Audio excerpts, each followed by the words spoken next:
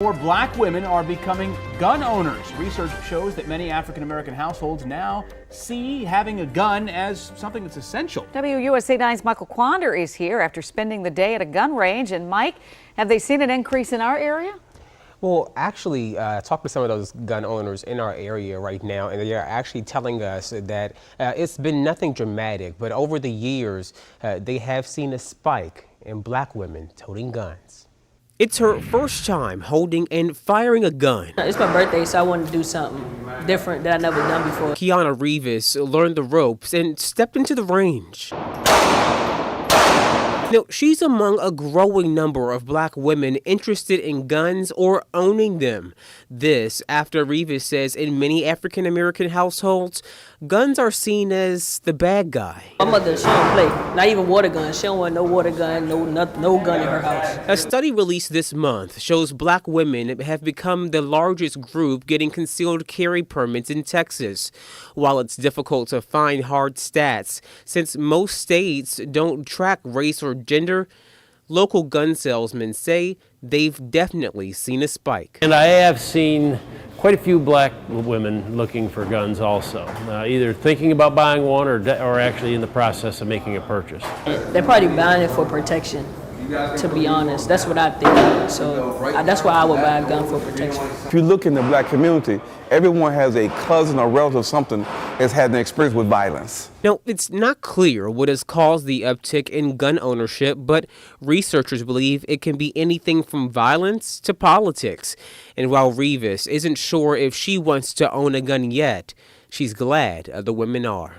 Good that they want to protect themselves. I mean, who doesn't want to protect themselves? There was conversation about ATF because my colleagues love to talk about their guns, baby. And I'm from Texas, so let me be clear. I also own firearms. Let me scream. Democrats own guns too. Let me make it clear. I own guns and I'm licensed to carry. That is a regulation. Regulations aren't necessarily bad. It didn't stop me from being able to get a gun. We're becoming gun owners.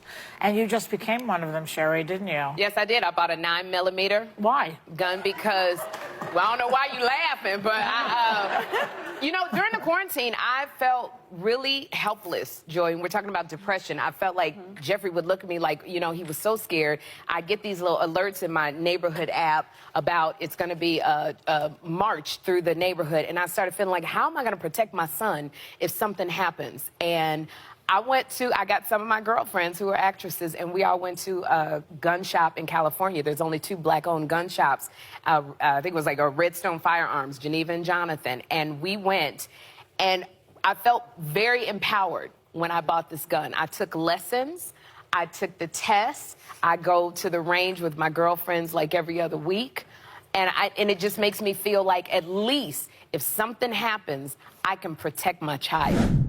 I just want to make sure that Baden's Firearms and Ammunition, located on the city's east side, has been in business for almost 6 months. And the owner, Ryan Baden, says he has already seen a huge increase in sales, especially among black women.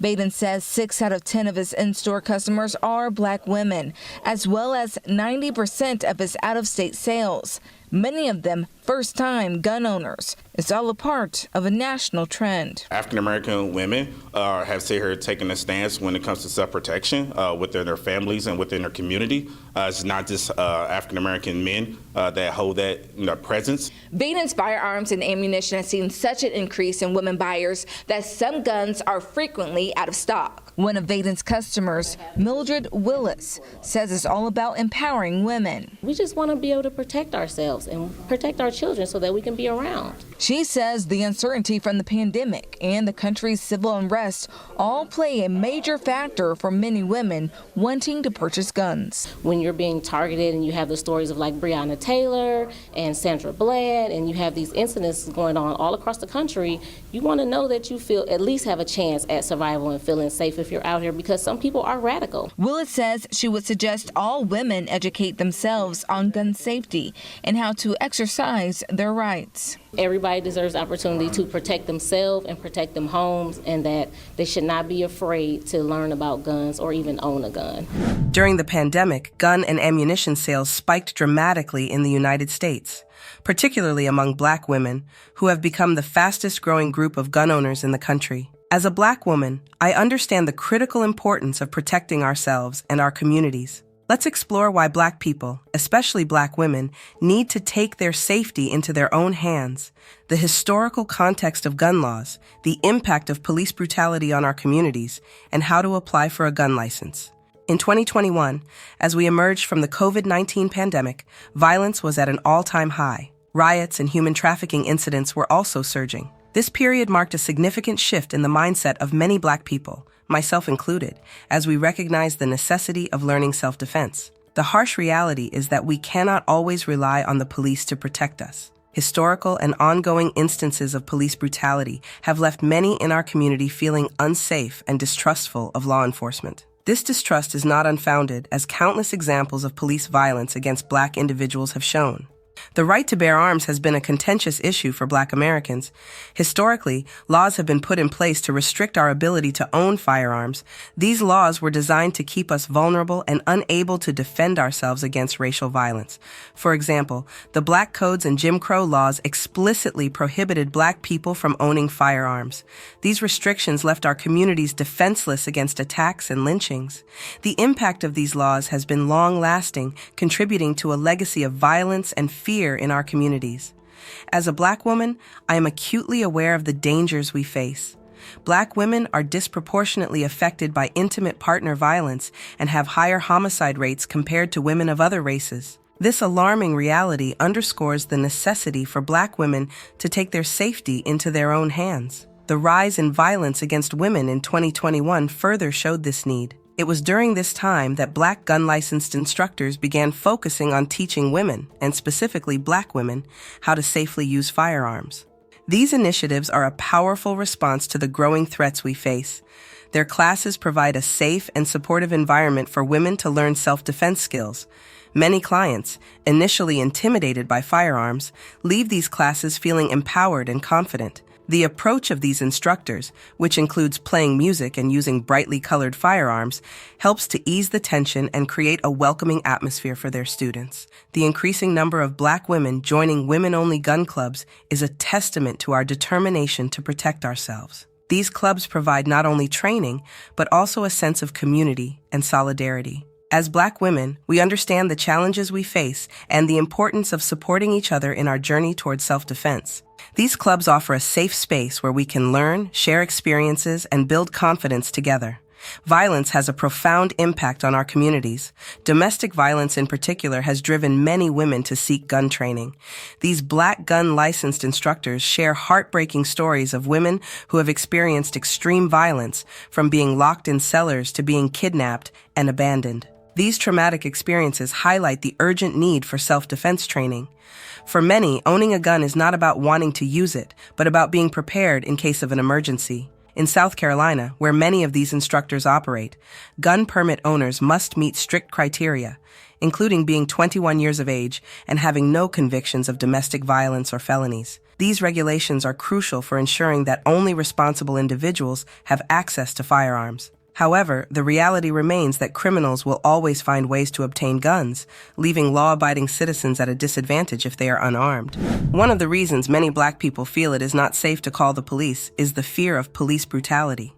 The tragic deaths of individuals like George Floyd and Breonna Taylor are clear reminders of the dangers we face when interacting with law enforcement. These incidents have led to a growing sentiment in our community that we must rely on ourselves for protection. The reluctance to involve the police is a reflection of our lived experiences and the historical context of police violence against Black people. Former President Donald Trump has pushed to enforce laws that grant police officers immunity from prosecution, making it even harder to hold them accountable for misconduct. This policy, known as qualified immunity, protects police officers from being sued for actions performed in their official capacity unless they violated a clearly established statutory or constitutional right. This policy is harmful because it allows officers to act with impunity, knowing they are unlikely to face consequences for their actions.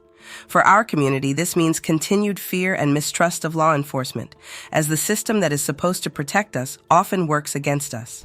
Police brutality has had a devastating impact on our community.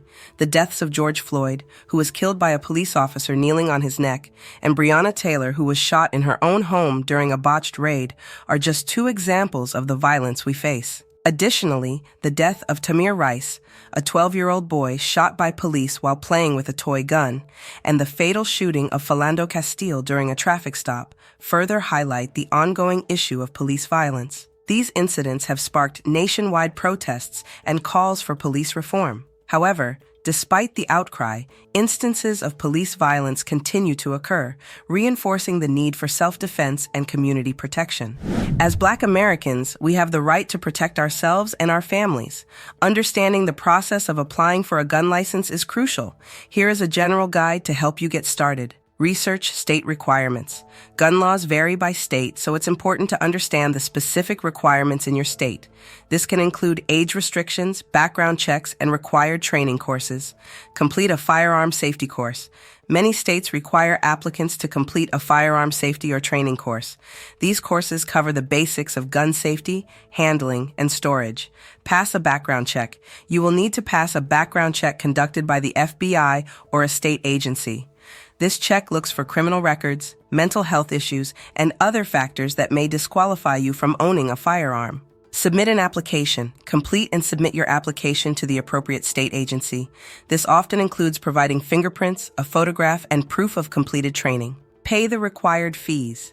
There are typically fees associated with applying for a gun license. These can include application fees, background check fees, and training course fees. Wait for approval. The approval process can take several weeks to months. Once approved, you will receive your gun license, allowing you to purchase and carry a firearm. It's important to follow all legal requirements and to seek assistance from licensed instructors or legal professionals if you have any questions or concerns. The rise in gun ownership among Black women is a direct response to the increasing violence and the lack of trust in law enforcement. As Black people, we must take our safety into our own hands. Historical restrictions on gun ownership and ongoing police brutality have left us with little choice but to learn how to defend ourselves. Black gun licensed instructors play a crucial role in empowering Black women to take control of their safety. By learning self-defense, we are not only protecting ourselves but also sending a powerful message that we will not be victims. In a world where no one is coming to save us, we must be our own protectors.